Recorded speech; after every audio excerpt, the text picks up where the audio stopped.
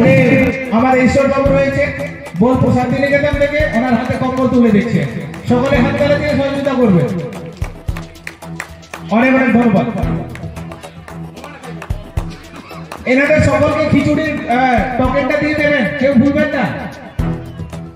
যারা যারা কম্বল পাচ্ছেন ওই সাইডে আপনারা খিচুড়ির টকেনটা দিয়ে দেবেন, কেননা আমাদের 7 মিনিট পর আর খিচুড়ির টোকেন লাগবে না, যে যাবে সেই খাবে।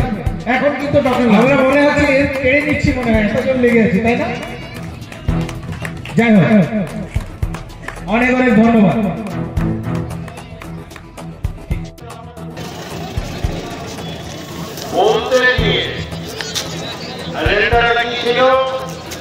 আমাদের দেশে যে সংবিধান রচনা হয়েছিল এবং রচনার পরে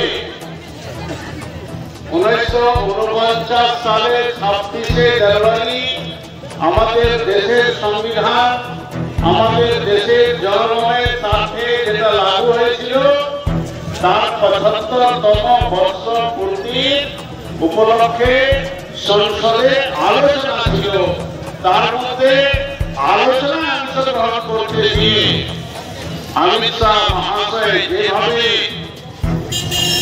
ডাক্তার ভীমরাও আম্বেদকর উনার নিয়ে যেভাবে কুৎসিতভাবে সংসদে দাঁড়িয়ে উনার নিয়ে বলেছে, তার জন্য আমাদের পশ্চিম বাংলার মাননীয় মুখ্যমন্ত্রী মমতা বন্দ্যোপাধ্যায় এই ধিক্কার প্রতিবাদ সভা করার জন্য গোটা পশ্চিম বাংলায় আজকে দিনে সভা চলছে।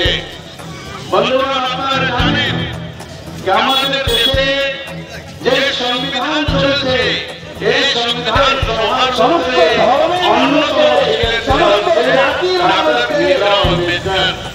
প্রতিবাদ সভা, ধিক্কার সভা আজকে প্রত্যেক ব্লকে ব্লকে আমাদের দিদির নির্দেশে চলছে। কারণটা হলো যেভাবে পার্লামেন্টে দাঁড়িয়ে অমিত শাহ আমাদের হোম মিনিস্টার আমাদের সংবিধানের জনক বি.আর. আম্বেদকরের বিরুদ্ধে যে অপমানজনক কথাগুলো বলেছেন, তার জন্যে এই প্রতিবাদ সভা চলছে।